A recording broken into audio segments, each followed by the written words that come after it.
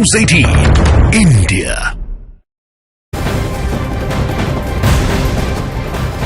और पाकिस्तान में जारी वोटों की गिनती के बीच इमरान खान की पार्टी पीटीआई के अध्यक्ष गौहर खान ने बहुत बड़ा दावा किया है। गौहर खान का यह दावा है कि राष्ट्रपति आरिफ अलवी पीटीआई को सरकार बनाने के लिए आमंत्रित करेंगे। उन्होंने ये भी कहा कि इमरान खान तय करेंगे कि पाकिस्तान का अगला प्रधानमंत्री कौन होगा। उन्होंने चुनाव में बहुमत मिलने का भी बहुत बड़ा दावा कर दिया है। दरअसल पाकिस्तान में नेशनल असेंबली और प्रांतीय चुनाव के लिए वोटिंग खत्म होने के 3 दिन बीत जाने के बाद भी पूरे नतीजे सामने नहीं आ पाए हैं। यहाँ किसी भी पार्टी को बहुमत नहीं है। इमरान खान के समर्थक निर्दलीय उम्मीदवार 100 सीटों के साथ सबसे आगे बताए जा रहे हैं। नवाज की पार्टी 73 सीटों के साथ दूसरे नंबर पर है। इस बीच जेल में बंद इमरान खान की पीटीआई और बिलावल भुट्टो की पीपीपी ने कई सीटों पर धांधली के भी आरोप लगा दिए हैं।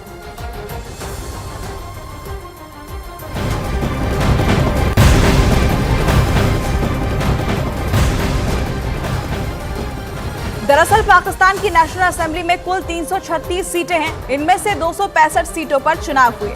एक सीट पर चुनाव टाल दिए गए हैं, जबकि एक सीट NA 88 के नतीजों को खारिज कर दिया गया है। यहां 15 फरवरी को फिर से वोटिंग होगी। बाकी 70 सीटें रिजर्व हैं। सरकार बनाने के लिए 134 सीटों पर बहुमत होना जरूरी है। पाकिस्तान में मुख्य रूप से 3 पार्टियों के बीच मुकाबला है। इनमें पाकिस्तान मुस्लिम लीग नवाज PMLN, पाकिस्तान तहरीक-ए-इंसाफ यानी PTI और पाकिस्तान पीपल्स पार्टी यानी कि PPP शामिल है। लेकिन तीनों ही पार्टियों को बहुमत नहीं मिला है। इसे ग्राफिक्स के जरिए समझिए कि कुल सीटें कितनी हैं, बहुमत का आंकड़ा क्या है, ये एक एक करके आपको बता दें। देखिए 265 कुल सीट है, बहुमत का जो आंकड़ा है 134 का है। अब यहाँ पर किस पार्टी को कितनी सीट है? IND यहाँ पर 100 सीटों पर, PMLN 73 सीटों पर, इसके अलावा PPP 54 सीटों पर और जो बाकी पार्टियां हैं वो 20 सीटों पर। मुख्य जो मुकाबला है वो 3 पार्टियों के बीच में है, लेकिन बहुमत का आंकड़ा कोई भी पार्टी छूती हुई यहाँ नजर नहीं आ रही है।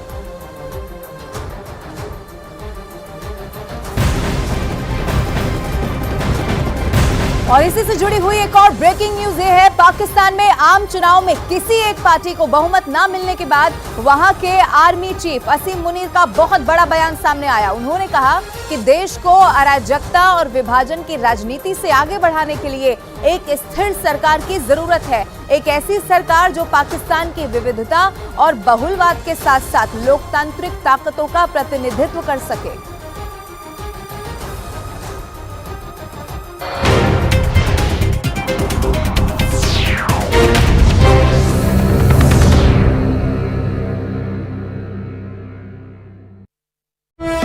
देश के प्रयागराज में माघ मेले के दौरान एक टेंट में भयंकर आग लगने से दहशत मच गई। वहां सुबह के वक्त जब आग लगी तो बड़ी संख्या में लोग उस